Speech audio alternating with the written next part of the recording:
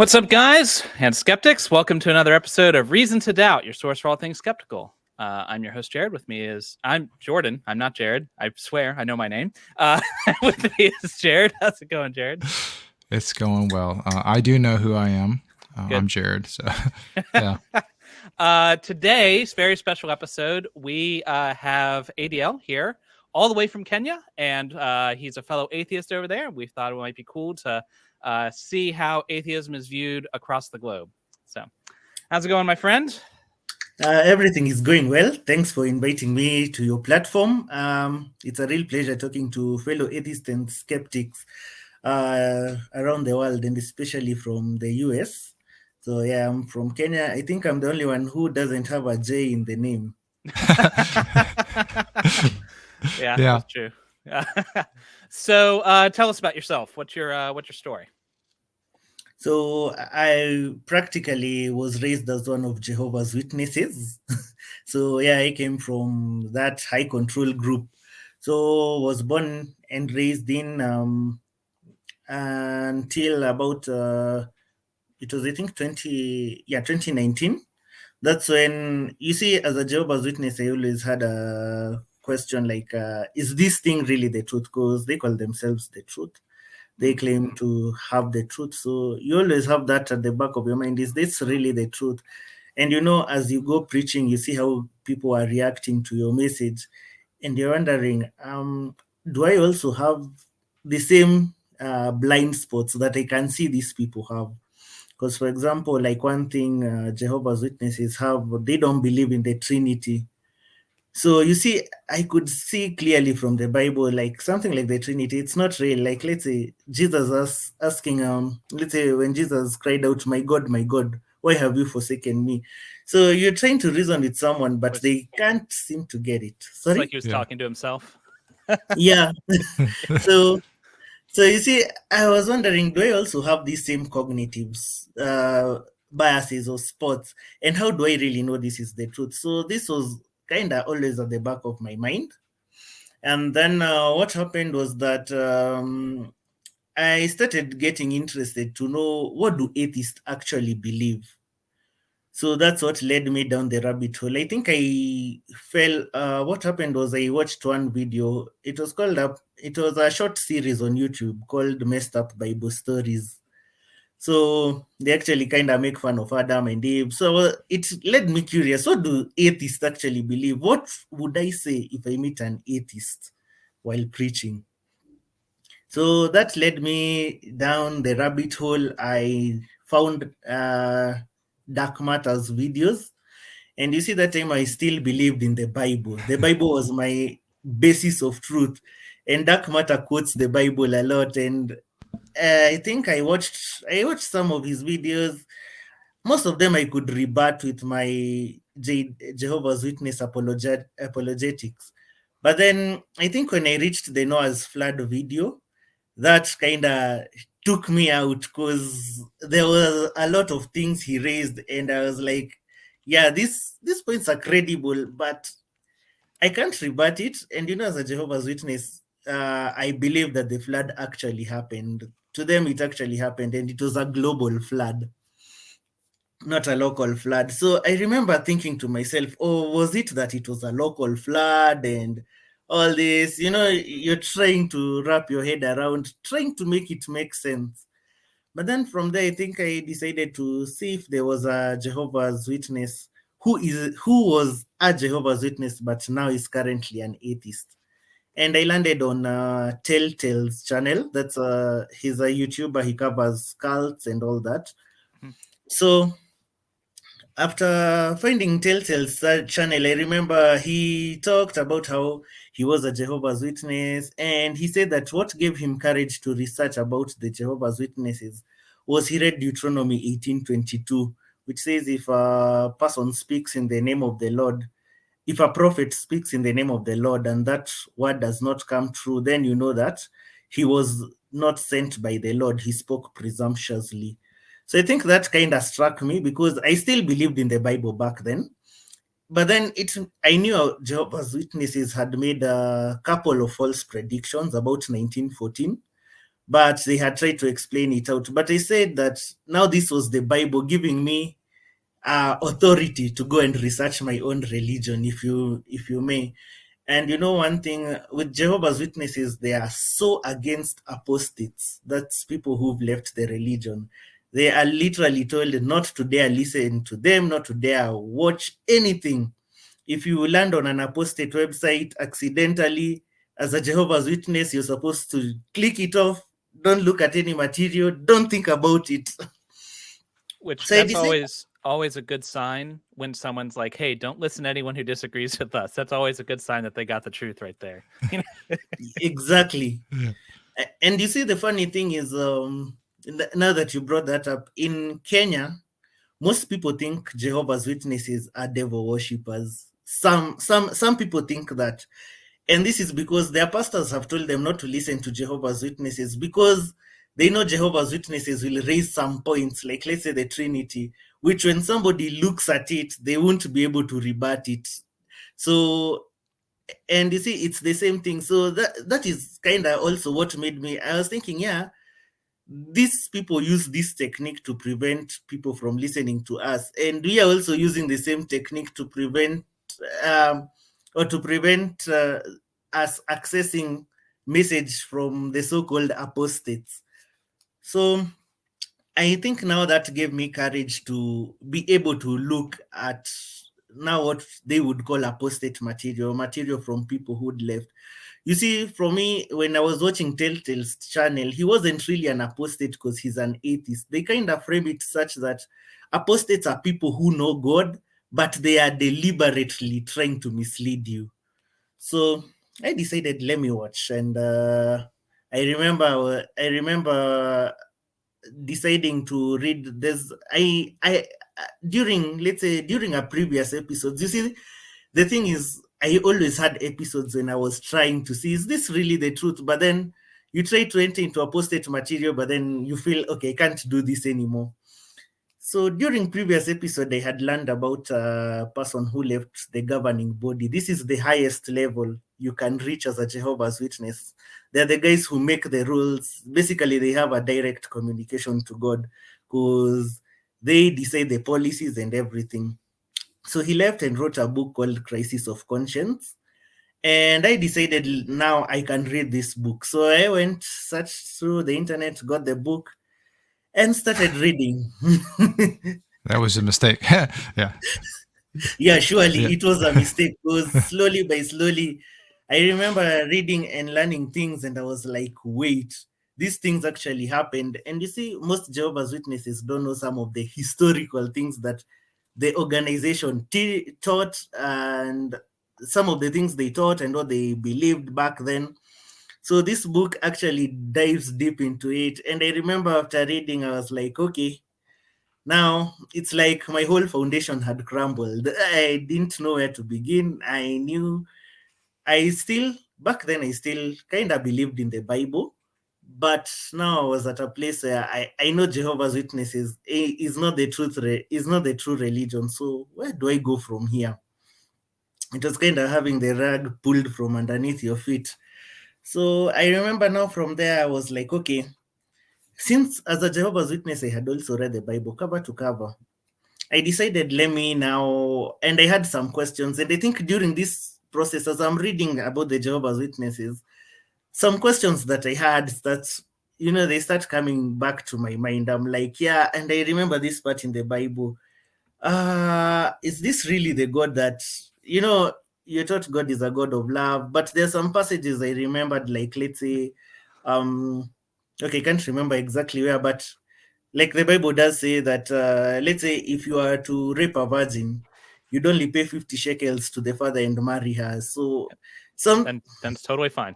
Then yeah, it's totally fine. And I'm like, that's a major loophole to give to people. I mean, right. So, yeah. Not to mention, like, the Amalekites kill every man, woman, and children, everything that breathes. Like, that doesn't seem very cool. Yeah. And also when I remember, like, when they went to there's a time, I can't remember who they fought, but Moses commanded his army generals so they can go kill everyone, but they can keep the virgins for themselves. Mhm. And I remember thinking, this is why would God do this? But it just pushed it to the back of my mind. So all these things are now bubbling up, and I decided now from there I was like watching atheist and Christian debates. Like that was my when I leave my formal work, come home, watch atheist and Christian debates. When at work, sometimes I would put it on as a podcast at the background, and it was over and over and over and over. And then I think from there now I landed on watching Atheist Experience. So I watched episodes on episodes on episodes of Atheist Experience. And I think finally I realized, yeah, the atheists are winning on these arguments on each and every front. Now, I had to now start learning other things, like let's say things like evolution. How does evolution work? Because you see, as a Jehovah's Witness, we had been given a straw man of evolution. They claim, evolution is like claiming that a wild wind just passes through a garbage yard and assembles a Boeing 747 out of nothing. Yeah. So yeah, that's exactly. So now I had to learn what is evolution, what technically do we mean by evolution, and now finding out that evolution actually is something that we have seen, we have tested, we have observed. And I think for them, they try mixing evolution and abiogenesis to try and make their point stronger. So realizing abiogenesis, is something totally different from evolution. I think now I had like to relearn things. Where do I get my morals from? What do I know? What is moral? What is right? What is wrong? How do atheists navigate through all this? So at this point, had you deconverted, or were you still kind of figuring it out? At this point, that's still in 2019. I think I started my journey at it was around May. So by this time we're around August, and I'm still trying to figure things out. So I'm still trying to figure it out. I was still trying to come to accept that now I am indeed turning into an atheist, because slowly by slowly I was now turning into an atheist, but I wasn't still comfortable wearing that title that I am an atheist by then. So I remember, but then during all this, as things are going on, I am still in the church, in the Jehovah's Witness church. I am there, like I go to church, I do everything. At that level, I was in the Jehovah's Witness hierarchy. Once you're a baptized male, then you can become what they call a ministerial servant. So that's the first step. Then the next step is becoming an elder. So I was a ministerial servant. That meant that I could give sermons in church, maybe on Sundays, maybe in like twice a year. And they usually have other midweek meetings. Those ones you'll get frequent sermons because they're usually short parts. So, and on Sunday, it also means that I could chair the meeting. Chairing just involves you introducing the speaker for that day and giving the prayer for that, ushering in the first song and giving and praying. So I remember I was, since at that time we were meeting, our congregation had been split into two. So we had a shortage of people to do such things. So I would find myself, like most of the Sundays, I'd be the one sharing and praying. So I would stand up there and I'm like, do these people know I'm questioning everything right now? Yeah. That's so like, Yes, it's funny. Jared had a similar kind of experience because I don't know. We've shared our deconversion story, but in brief, like I was a young earth creationist and I followed kind of a very similar journey to you, but Jared you were in seminary, like you were about to become a pastor, Yeah, And very similar story. Yeah. So that's interesting that you were like on Sunday giving, like preaching, and then privately wondering if anything you were talking about was true. Yeah. and I remember like praying. I remember this particular time I was just told, just come cheer, and I'm there praying. I'm saying all the right things that you should say. But I remember being like, you see, previously I would pray and you'd feel it, because it's like I would pray and I'm talking to someone, but this time I'm saying everything right. And I'm like, you mean you can just do this thing mechanically without, and it's still going out, but I'm like, do these people know I'm even questioning whether this prayer is really going anywhere? You when you're a Christian, you believe it's going to God in heaven. I'm like, do these people really know I'm questioning right now? This prayer is not leaving this room we are in. Yeah. Which there's a, do you remember the name of what's that project where it's helping like pastors and whatnot? Freedom from religion. Yeah, they have a project specifically to help preachers, but it makes me wonder like how many people are up there giving sermons like that, not believing, but they're just going through the motions. Like, how would you even know? Yeah, especially with a lot of those, because they're so tied into like their family structure, their financial systems. Like they can't just say, "Oh, I don't believe this anymore." Now you have no job to fall back on, right? So you have to continue to go through the services. Yeah. So you're going through this process, deconversion and questioning. Like, what was the watershed moment where you decided, I'm done? So I think for me, what happened was, you see, it was hard to continue because it reached a point I was like, okay, now I totally don't believe. But you see, they still expect me to do something. So I wrote a letter to them telling them I want to step down from being a ministerial servant. But still, I wanted to remain a Jehovah's Witness to avoid getting shunned. Because with them, once you leave, they start shunning you. And so I decided, let me first stop being a ministerial servant, then just continue going with the flow. Or I wanted to do what they call a fade. That is just get out and stop attending the meetings. But you see, for me, it was kind of rather suddenly, because I decided, let me stop, let me write the letter. But then the elders were taking time before responding to my letter. And you see, before they respond, I'm still expected to carry out certain duties. So what I did was actually started growing a beard. Jehovah's Witnesses hate beards. So I started growing a beard, and immediately the beard started getting noticeable. The elders now called me in. Tell them I want to stay. That's amazing. Yeah, so that's when I told them I want to step down, and they started questioning me a bit, asking me, we've seen you growing beard. I told them, yeah, I don't see what the problem is. The Bible does not condemn beards and everything, but they're like, no, but our faithful and discreet slave, that's how they call the leadership. The faithful and discreet slave says that we should do this and this and this. I'm like, okay, you know what? I'm following the Bible. You see, we are following the Bible. We're not supposed to follow men. And for them, they don't. It didn't sit well with them, but they were like, okay. Then I started posting a few things, not really explicit, but it was kind of revealing. So at this time, what also happened is, now my dad was in, and he would go, and I started telling, I had asked my dad the beard question, and I also started asking him a few things. But then now when he realized I'm growing a beard, and then I was like, okay, you know what? I'm not going to the Kingdom Hall or the church. That's what they call the church. I'm not going to the Kingdom Hall anymore. So I'm not going for their meetings. And my dad was like, okay, now what's going on? So I told him, listen, I'll tell you everything as it is.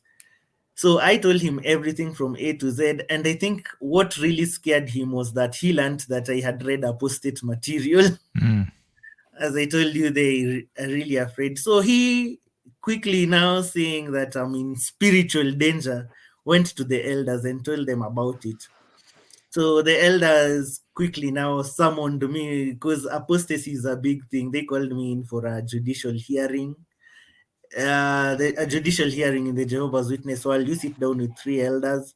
So from there, they also tried to put another charge that I had siphoned funds from the congregation. This is in like October. This is in like December, and I stopped attending their meetings in October. So I had already stepped down, and you're like, okay, at what time did I steal these funds? But they were looking for something to make sure that they kick me out, because now they had seen some of my posts that were a bit controversial, and they're afraid of apostasy, so they had to make sure that I left. So from there I was like, okay, it's okay. They decided to, they call it disfellowshipping, but it's the same thing whether you're disfellowshipped or whether you disassociate. So it was then announced that I'm no longer one of Jehovah's Witnesses, and the official shunning now began. Now, once that was done, I was like, the damage is already done. There's no going back. So now I was able now to come out and start talking about Jehovah's Witnesses. This is still in 2019, 2020, but now I started posting on my social media, posting things about the Jehovah's Witnesses, and most people started unfollowing me when they noticed that, because now they knew I had gone full apostate, and to them it's a scary thing. So that's how I left and now started talking actively against Jehovah's Witnesses. I mean, I've been watching some of your channel on YouTube and stuff. I'm really struck by your story. Which if this is going to be released on both channels, if you're watching us on our channel, we'll make sure to have a link to his channel in the description, so you can go check out his stuff. It's great. Definitely recommend it. One of the things you had mentioned in your atheist misconceptions video was that you wanted people to become skeptics and not necessarily atheists, and that was really important to you. And it seems like you have a very skeptical mindset. Like, have you always had that kind of skeptical mindset, or was that something that you maybe like found later? Because when I hear your story, like how you had questions and stuff all along, you've approached it from a very good skeptical point. So like, where did that come from for you, do you think? I tend to think that I've always been skeptical. The only thing is I wasn't that skeptical about the religion because I was indoctrinated as a child. Mm-hmm. But you see, I always had this, as I said, I always had questions, because you see, being raised a Jehovah's Witness, you're taught you have the truth. But the question is, you wonder, how come I can see the truth and everyone else cannot see this truth that I am seeing? So it made me really, I think I was a skeptic in that way, that I was always wondering, is this really the truth? And I also tend to, I think from my young age, I used to enjoy science. Actually, science was one of my favorite subjects. But you find that in Kenya also, when you're taught things like science, you see, in Kenya, we are taught creationism side by side with things like evolution. That is at the secondary level. We have, I'd call it something like junior high. So they are taught side by side. So you'll find that for me, I used to enjoy science, but then when I reached at that level, I think what happened for me, I dropped biology. But when you're studying things like history, you'll find that even in history, you're taught that there is, and they put them both at equal level, that the origin of man can be explained by two theories: the evolution theory and the creation theory, and they're put side by side as if they are one thing. So gotta teach that controversy, man. In Kenya, it is in Kenya. You see, and that's why I think I'm pushing for people here in Kenya to realize that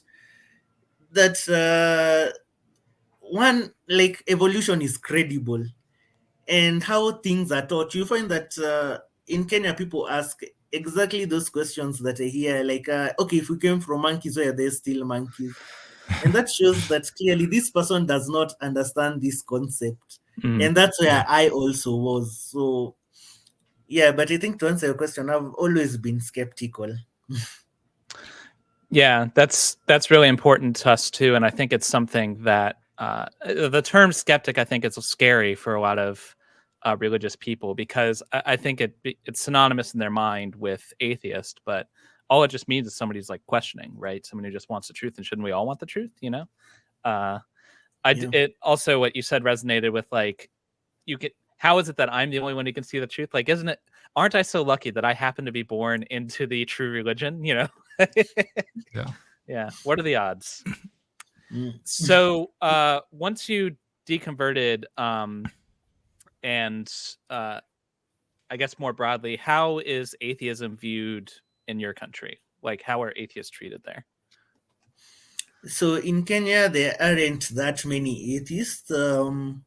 Most atheists live in the shadow. They know they are atheists, but they don't speak out or talk about their atheism. They don't put it out there. But you'll find that for some people, they think, like the deeply religious people, they tend to think that atheists are devil worshippers also, or they are Satan's agents. So it does depend also on on which area of Kenya you come from. Like at least in urban areas, people have a bit more tolerance and understand atheists more. But the more you go to the rural areas, you'll find that people think atheists are devil worshippers. People are really afraid of atheists. But I'm finding that slowly by slowly, the tide is turning. The more atheists are putting content out there and talking, you find that at least people are starting to accept that we are atheists, but they still have a lot of misconceptions on atheism, what atheism means, what exactly it entails. Some people think atheism is also like another religion. They don't realize it's just simply not being convinced that a God exists. Yeah, I think for me, like when I first came out, I struggled to find a community. You know, like I didn't know too many atheists or whatever, and so most of my connections with atheists were online, similar to this. Have you been able to connect with any other atheists, you know, in your area that you've been able to form a community with, or is it mostly online? So mostly it's online. Though I have met atheists. At least now, what I did was also there's a group called Atheists in Kenya. It's a society, but I used it as a platform now to meet with other atheists. And I also know a couple of people who are non-religious, same atheists, and they are also atheists. Some refer to themselves as agnostics. Who are also Jehovah's Witnesses. And now at least we have a small community of people who are ex-Jehovah's Witnesses. Some are atheists in that community, some are still Christian. But I think that was one of the greatest achievement, was forming a group of first ex-Jehovah's Witnesses, because we came from a cult, which is kind of different from coming out from one of the mainstream religion, whereby they don't really shun you and you can continue talking to your friends. But in the Jehovah's Witnesses culture, you're cut off completely. Yeah, that's got to make it tough. My fallout had been for other reasons already. So like that bridge was already burned by the time I was having doubts. So that wasn't an obstacle to me. But I imagine that if you're like struggling with doubt and you decide that you don't believe, like you need to be pretty sure, like confident in what you're thinking. Because you know, if you bring your authentic self, you know, that's got to be really tough, knowing that if I do this, you know, I'm going to basically lose the community I grew up with, everyone I'm attached to. Yeah. So but the good thing for me is that I had friends who are also not Jehovah's Witnesses, which is something that they usually frown upon. Don't be too close to people who are unbelievers. But I had friends out there, so it also helped with the transition. And now finding guys who have left the Jehovah's Witness religion, we formed a small community, and now also meeting fellow atheists later. It did help me now at least find a footing and find a community. I was wondering, like, I'll drive around and I'll see, a Kingdom Hall here or there. And I'm like, how prevalent is Jehovah's Witness? Like, just in my general area, but how prevalent is the Jehovah's Witness religion, where you are versus, it seems like wherever I go, there's a Kingdom Hall, no matter where in the world. So, so here in Kenya, the thing with Jehovah's Witnesses, what makes them look that prominent is that instead of building one huge church to cover a whole big area, they prefer building small kingdom halls that contain about 100 people, 100 to 200 people, congregants. So that's it. So it seems so prominent.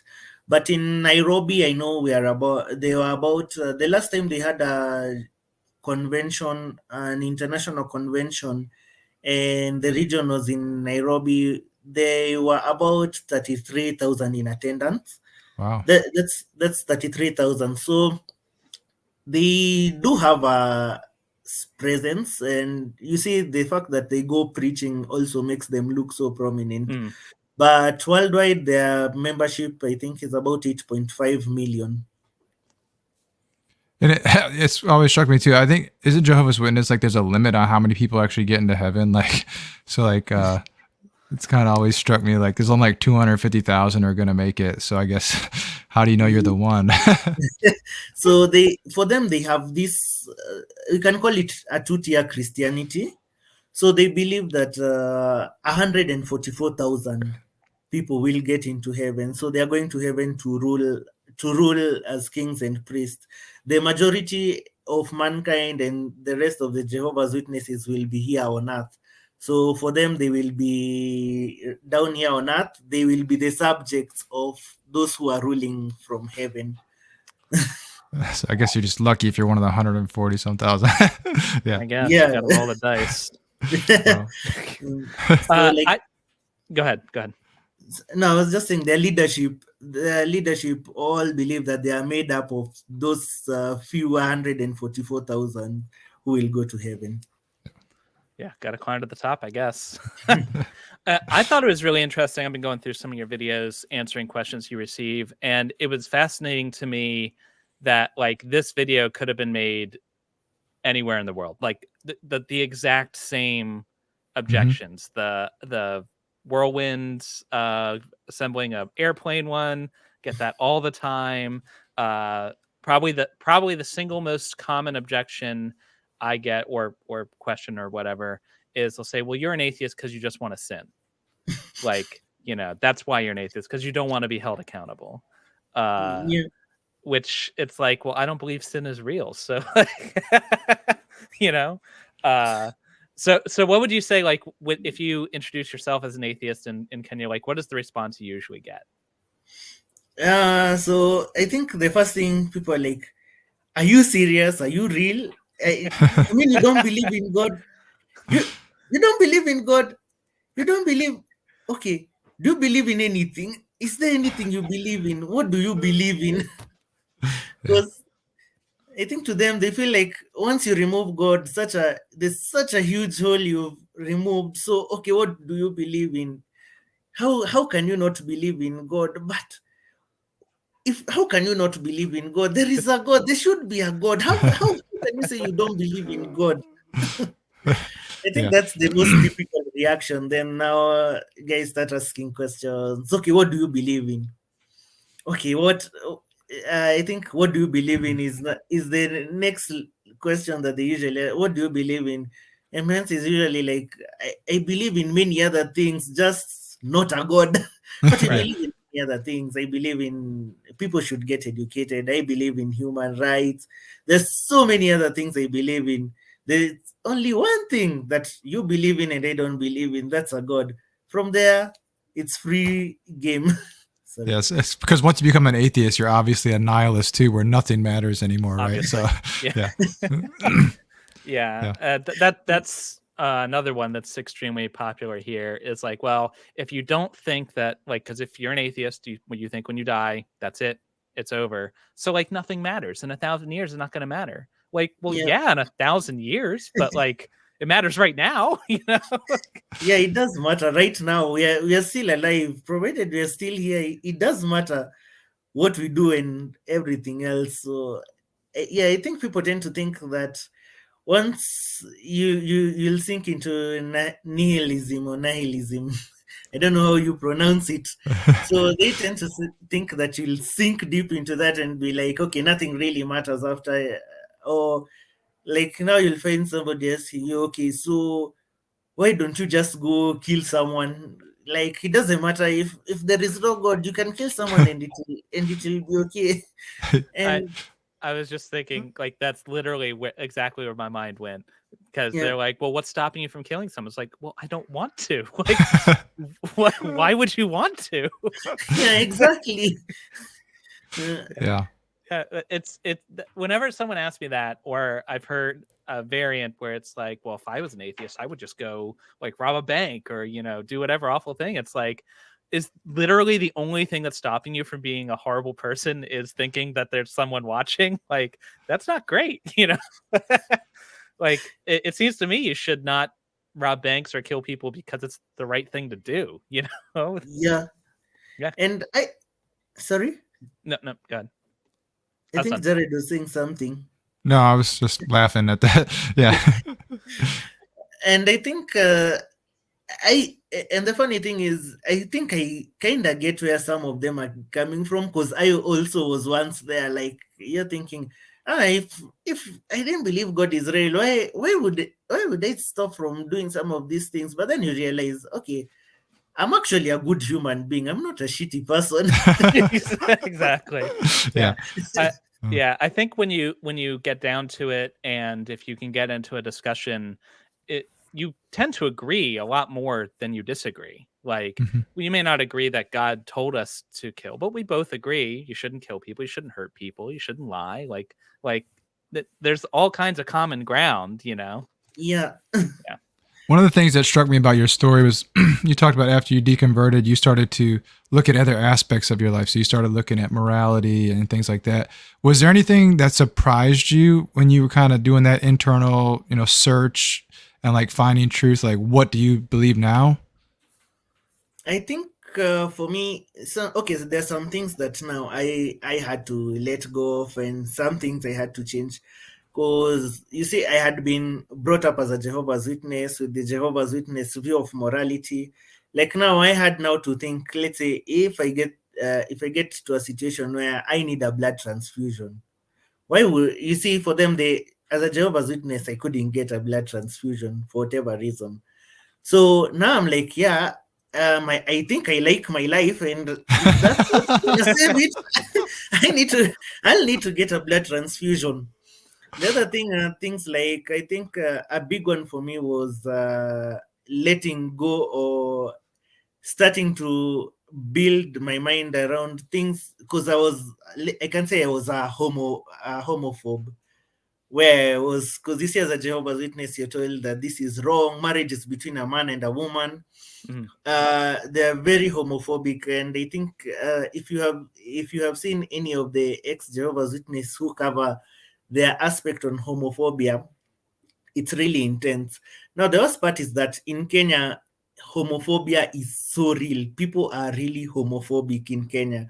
So it had to take a lot for me to stop thinking in terms of homophobic thoughts and realize, no, everyone has a choice. Actually, it's not a choice when it comes to being born gay, or being born lesbian, being born bi, being born. It's not a choice that they made. It's something that people are born that way, and we have to accept them as they are, because the only thing, and you see now that framework that, because you see in this as a Jehovah's Witness, it was wrong because God says so. God is the final word on this. But now I have to think, okay, what makes this thing wrong? What makes it right? Is it like now when it comes to someone who's a homosexual, is it wrong for them to be a homosexual?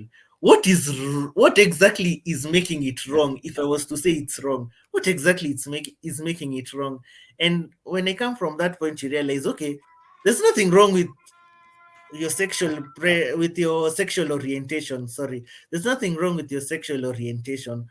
So I think that is one thing that I had to work really, really hard to overcome. And I think up to date, it's something that I can say it's still ongoing. That I'm trying to, like, let's say, even in Kenya, when you go to Kenyan Twitter, when such matters are being discussed, you'll realize guys are really hateful on the community, on the LGBTQ community. Guys are really hateful. And I go sometimes and try to strike up a conversation, and you'll find that most people, when you ask them, okay, so what's wrong? What's really wrong? It will always go back to the Bible. Okay, why should we believe the Bible? And they're like, but you see, God tells us this and this and this. So I think that's one thing that has been so ingrained in people and myself particularly. And it was so hard to change my thought patterns when it comes to such things. Yeah, I think that's a common experience. When I was Christian, yeah, I was fundamentalist, not Jehovah's Witness level of fundamentalist, but still fundamentalist. And I had the opinion, like, kind of like you, I had the similar thought, like, I didn't understand why it was wrong. It didn't seem like anyone was getting hurt. Just two consenting, like, I personally didn't care, but I forced myself to care because I thought the Bible said it was wrong. And so it's like, well, I have to think it's wrong because that's what God says, right?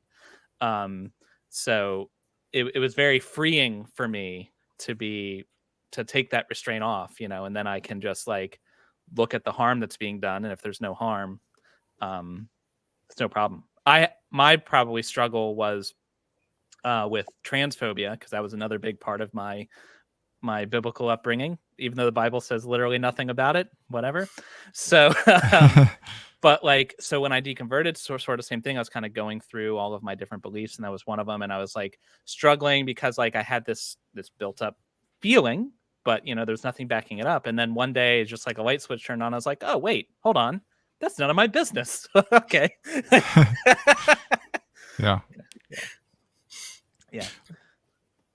Well, did you have any questions for us or anything that you wanted to ask us while you got us on here?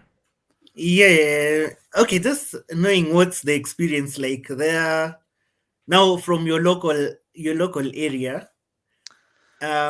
What's it like when people hear you're atheist? Are they more accepting? Yeah, so I live in a pretty urban, like I live in the suburbs of a small city, and we're pretty left leaning, like liberal. So like if it comes up in conversation, there's a decent chance the person I'm talking to is either an atheist or like just not terribly religious. Like it's more like, oh, okay, like nobody cares, and then just the conversation moves on. It's not a big deal for most people I just like run into in life. Yeah, and I'd say for me, it's similar thing. Like most people kind of go, "Oh, okay," but they don't ask that question. Kind of like when you get that response, like, well, "What do you believe in?" Like, I think people are afraid to like push that here where I live, and so even family members were hesitant when I first came out to like ask questions, and they seemed like they just wanted to not even talk about it because they didn't want to acknowledge that it was happening.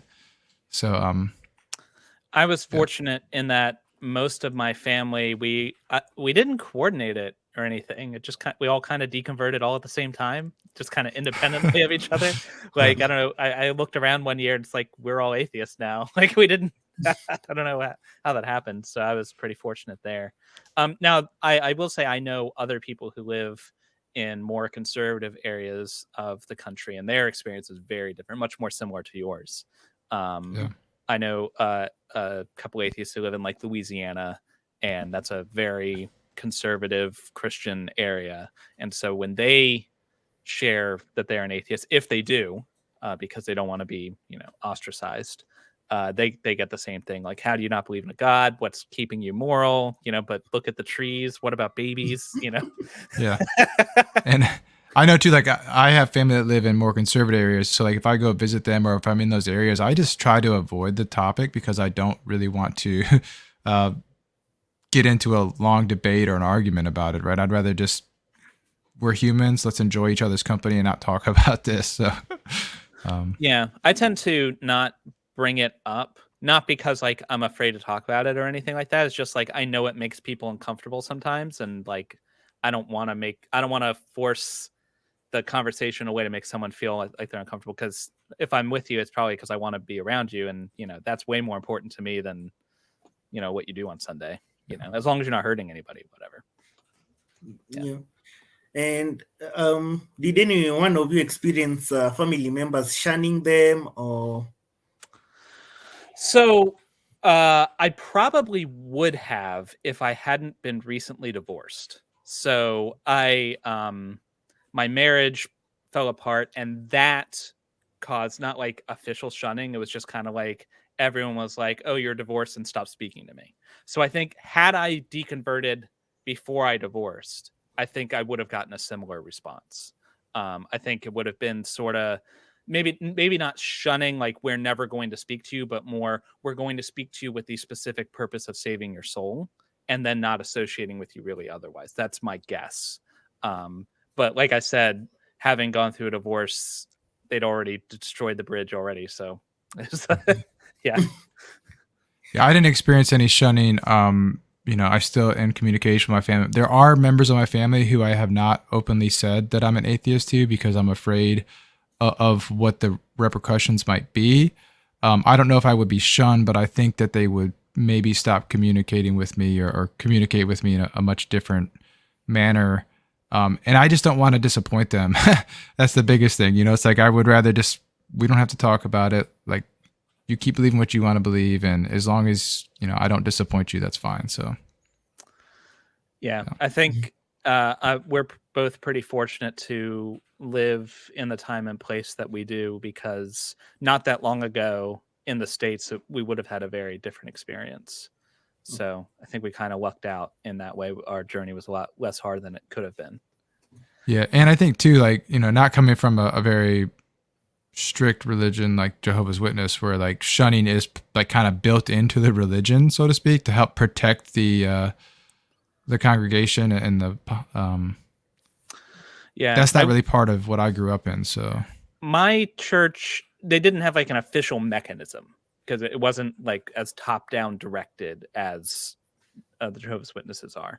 There was the kind of general feeling that like you shouldn't be unequally yoked. You want to be in the world, not of the world, And so like there was definitely the feeling that if someone isn't Christian, you should kind of keep them at arm's length because you don't want to be tempted into sin or whatever, But it wasn't like an official thing. It would be more like if you were hanging out with a bunch of atheists all the time, people might look at you weird or like, what are you doing?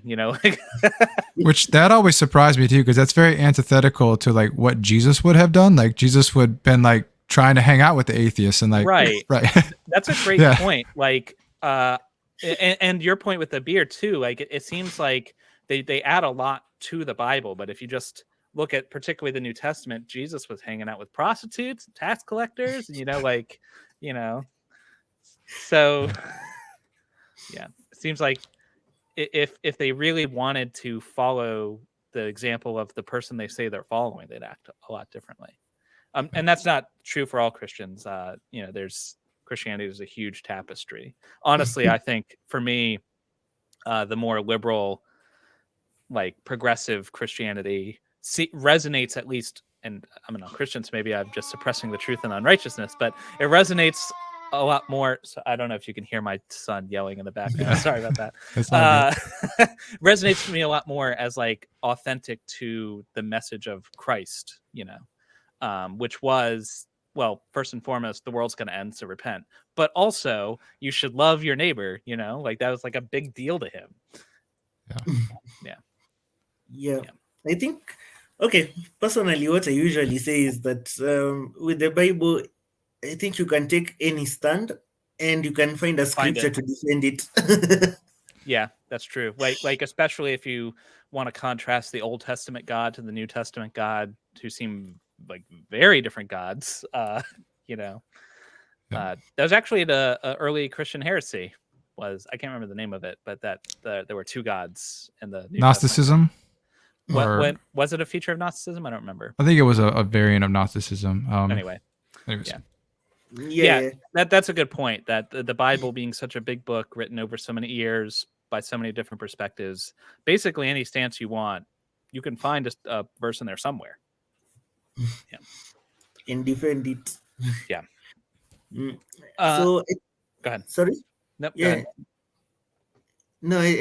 Okay. The thing I just wanted to say is that I think leaving Jehovah's Witnesses is also kind of. I think when you, it's also kind of hard for someone, because for us now you find that like for me at least, okay. I know the worst part is that Jehovah's Witnesses in the US find it more tough than Jehovah's Witnesses living in Kenya, because I think in Kenya you'll find that the family unit is more strong, or the family bond. So like for me, my dad is still a Jehovah's Witness, but he doesn't shun me. He'll talk to me. I'll go visit him once in a while. But you'll find that like now extended relatives like cousins, now they'll avoid talking to me. Some of them, let me say some of them, there's some who still talk to me, but some totally avoid talking to me. So I don't know, you said your family experience at least was better, but I think also when it comes to talking religion, like I found that I think my dad and I, it reached a point we decided we are not talking religion. we'll talk any other thing. We'll talk football. We'll talk sports. We'll talk the state of the nation and things like that. How family members are doing. But when it comes to religion, we decided we're not going to talk, because I remember like one time we had a chat and it reached a point I asked him a question and he was like, cognitive dissonance was so hard on him, he decided, okay, we are not doing this anymore. Yeah. It's usually a good thing to like not mention religion or politics at family events, right? Yeah. Ultimately, having the relationship is the important thing, So, yeah. My family is a little weird in that we talk religion and politics all the time. We agree on a lot of it, but we disagree on a fair amount too. But yeah, your mileage may vary. Yeah. It was. Actually, my mom is way more progressive, I guess, or liberal than I am. We went to a it's kind of off topic, but we were going to a protest in support of Black Lives Matter, and my brother was like, hey, make sure you take care of yourself, make sure you drink water, be safe. And my mom was like, this is not my first protest. Like,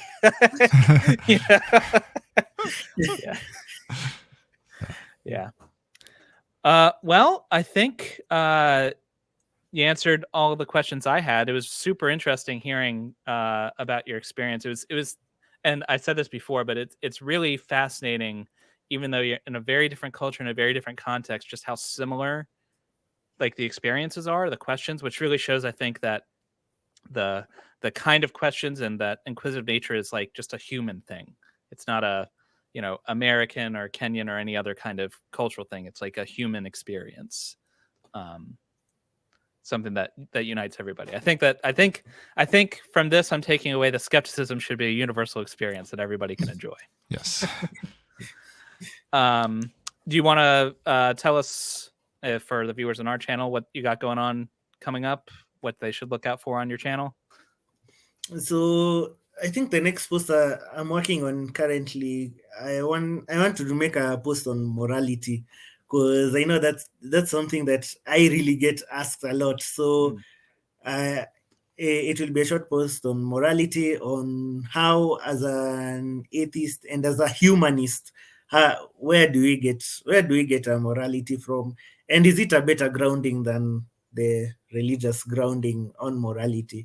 So I think that's what I'll be doing. I also want to, because I started, the thing is, I also did another post on, I called it my weird Bible stories, but that's hard for people who are not Kenyan to follow, because I do it in our local language. So it's a mixture of English and Swahili. Let me call it common Swahili that we talk in Kenya, because there is the standardized official Swahili, which is also, I think many people won't resonate, or it won't touch their hearts as I want it to. So that's why I gave it as in the common Swahili that we talk day to day. So I called it my book of weird stories, because when I was a kid, I was read my book of Bible stories, right, in the Jehovah's Witnesses. So I'm also going to. I'm planning another episode on that. I think I need to cover. There is this story that's similar to the Sodom story, but in the book of Judges. But in this point, this guy went with his wife, and this was within Israel. And the guys from the town came out at night and said they want to have relations with that man. But then what happened was that the person who was hosting him told these guys, just like the Sodom stories, I have daughters, you can take her, you can take my daughters. And this guy also gave up his concubine. But in this case, the guys actually assaulted the concubine, and by morning she was almost dead and she died at the doorstep. So it's a fascinating Bible story. So most Christians don't actually know these stories exist in the Bible. So that's yeah. I feel like if the Bible were any other book, it'd be banned in Christian schools. True. Yeah, I always had this thing like, let me teach your Sunday school to your kids. Like fair game. I can just read out the Bible, right? Like I'm sure. I'm only going to use biblical stories. I promise. Kids will run screaming, right? So I did want to say, yeah, like I found your channel, your sense of humor is hilarious. Like, like the laugh tracks that you add and like the little things. Like I found myself laughing quite a bit. So I really enjoyed your sense of humor and criminally undersubscribed. So definitely. Yes, we're gonna plug it to whoever we can. So yeah. All right. I'll also plug a link to your channel because I think people have heard me talk but have never seen your content. So I'll also plug a link. Yeah. So appreciate that. Yeah. What we've got coming up, we're going to be wading into everyone's favorite debate, which is what's the definition of atheism and what it should be, since that's super hot right now.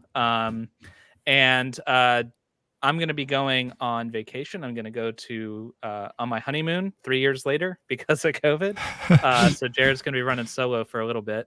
Have you decided what you're going to be doing, Jared? Not yet. I actually want to have a conversation with with a theist. So I'm trying to find a theist that I can have a conversation with. I enjoy conversations. It really, so it should be easy. It's like 65% of America. Just throw a stick and hit somebody.